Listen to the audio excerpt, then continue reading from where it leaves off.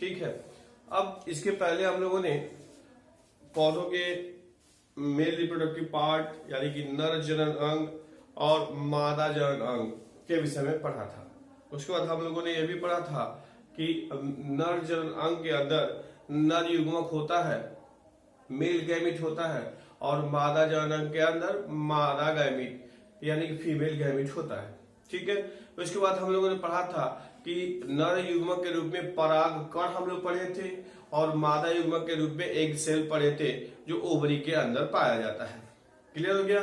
अब उसके बाद से हम लोगों ने भी चर्चा किया था परागण की क्रिया हुई थी। क्या हुई थी? परागण यानी पॉलिनेशन की क्रिया हुई थी। अब आज हम लोग पढ़ेंगे निषेचन के बारे में। किसके बारे में? निषेचन यानी फर्टिलाइजेशन के बारे में। तो आप हेडिंग डाल देंगे निषेचन यानी फर्टिलाइजेशन। क्लियर हो गया।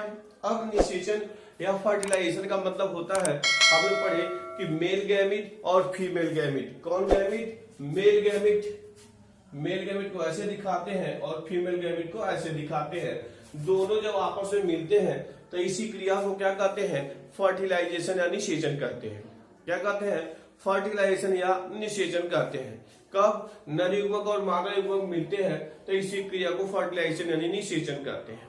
इसमें सबसे पहले आप देखेंगे कि क्या होता है, पॉलिनेशन की क्रिया होती है, परागण की क्रिया होती है, और परागण क्रिया होने के पश्चात क्या होता है? परागकणों का निषेचन होता है।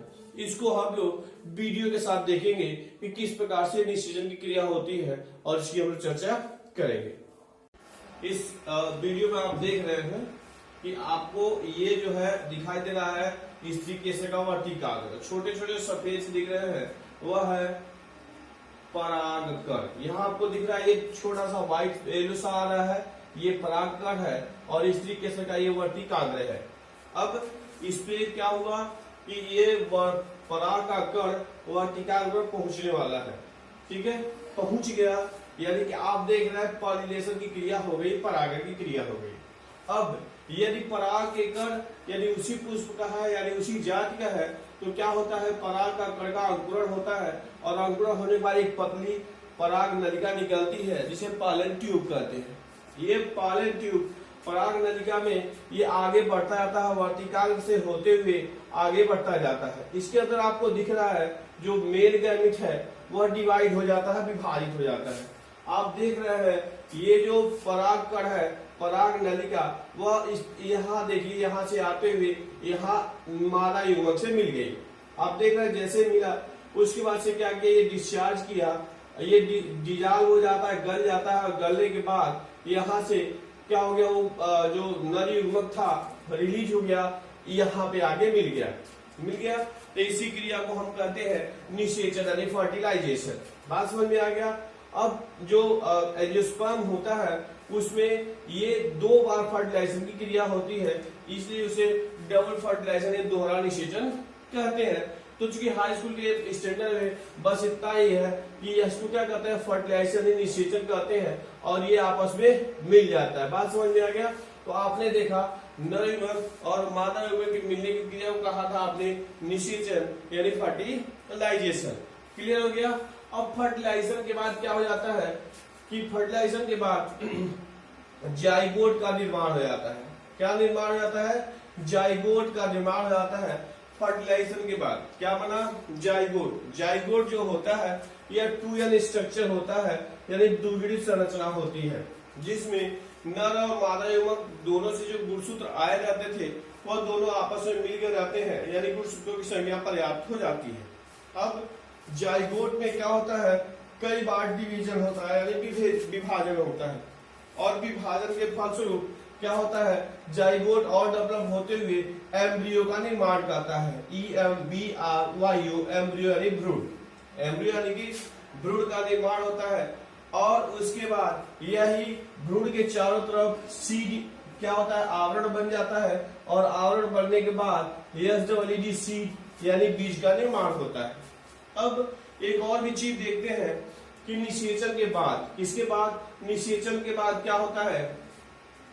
आता है प्रश्न कि पुष्पों में फर्टिलाइजेशन के बाद होने वाले परिवर्तन का वर्णन करें।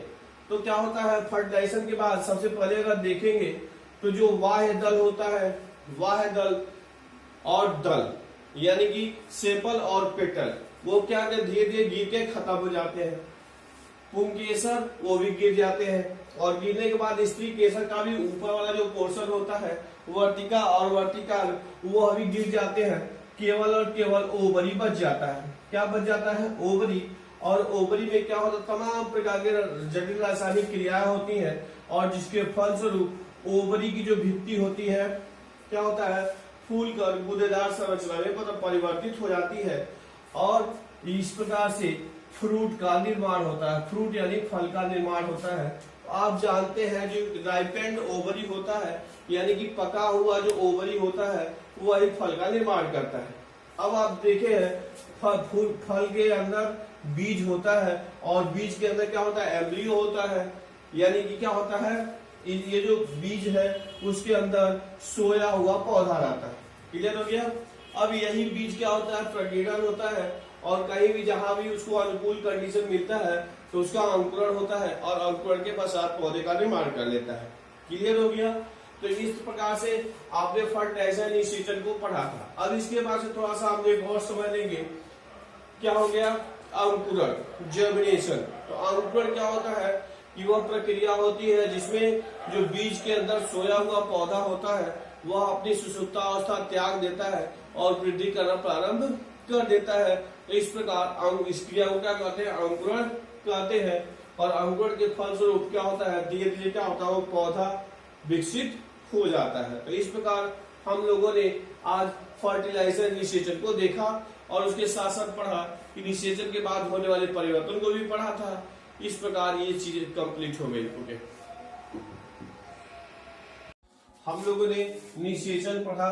निषेचन के बाद जैसे चर्चा हुई थी, निषेचन के बाद होने वाले परिवर्तन की चर्चा करें।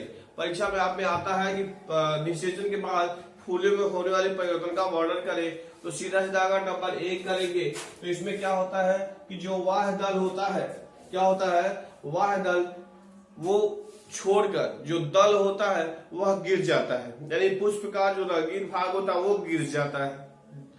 उसके बाद से पुंकेसर, पुंकेसर का जो ऊपर वाला पोर्शन होता है, पुंकेसर पूरा का पूरा पुंकेसर यानी कि परागकोश और फिलामेंट तंतु वो दोनों गिर जाते हैं। स्त्री केसर का भी वर्तिकाग्र और वर्तिका गिर जाता है, केवल बच जाता है ओवरी। बात समझ में आया? तो ये तो हो गया निषेचन के बाद होने वाले परिवर्तन। उसके बाद से क्या होता है? जटिल हार्मोनिक क्रियाएं होती हैं, और जटिल हार्मोनिक क्रियाओं के फलस्वरूप क्या होता है कि जो जाइगोट बना था निषेचन के पश्चात उसमें अनेक विभाजन होता है, और विभाजन के फलस्वरूप एम्ब्रियो बनता है, और एम्ब्रियो के बाद सीड यानी बीज का निर्माण कर लेता है। और चर्चा हुई थी कि जो ओवरी होता है वह गूदेदार हो जाता है और फल का निर्माण कर लेता है। तो आप फल समझ गए कि फल क्या होता है? राइपेंड ओवरी, यानी पके हुए ओवरी को क्या कहते हैं? फल कहते हैं। क्लियर हो गया? अब जब भी कहीं फल ये गिरता है तो फिर क्या होता है? जब उसका अनुकूल परिस्थिति आता है, यानी ताप, दाब, नमी इत्यादि प्राप्त करता है, तो उसमें क्या होता है? जो बीज होता है उसमें अंकुरण की क्रिया होती है। क्या होती है? अंकुरण की क्रिया। तो हम सीधे कह सकते हैं जर्मिनेशन, जर्मिनेशन यानी अंकुरण। क्या हो गया? अंकुरण। अंकुरण हम लोग पढ़े कि अंकुरण क्या होता है? जो बीज होता है, जो सीड होता है, जब अनुकूल परिस्थिति उसको प्राप्त होती है तो वो अपनी जो सुषुप्ता अवस्था होता है उसको त्याग देता है और वृद्धि करना प्रारंभ कर देता है। बात समझ में आया? यानी कह सकते हैं कि अंकुरण वह प्रक्रिया है जिसके फलस्वरूप जो बीज है अपनी सुषुप्ता अवस्था त्याग देता है और वृद्धि करना प्रारंभ कर देता है। तो इस क्रिया को कहते हैं अंकुरण। क्या कहते हैं? अंकुरण। और अंकुरण के पश्चात क्या होता है? पौधे का निर्माण होता है। अब अंकुरण के लिए जो अनुकूल परिस्थिति होती है उसमें ताप 30 से 35 डिग्री सेल्सियस के बीच अनुकूल ताप होता है, जल की मात्रा आवश्यक होती है यानी आर्द्रता, और उसके बाद खनिज पदार्थों की भी आवश्यकता पड़ती है। तो ताप, दाब, नमी और ये सब अनुकूल परिस्थितियां हैं। इनकी उपस्थिति में जो बीज का क्या होता है? अंकुरण होता है। इनमें कमी होने पर भी क्या होता है? अंकुरण प्रभावित होता है। तो इस प्रकार से हम लोगों ने इस वीडियो में अंकुरण, निषेचन और क्या निषेचन, पराग कणों का अंकुरण और पराग नलिका का निर्माण कैसे होता है, इन सब क्रियाओं को हम लोगों ने देखा। ओके।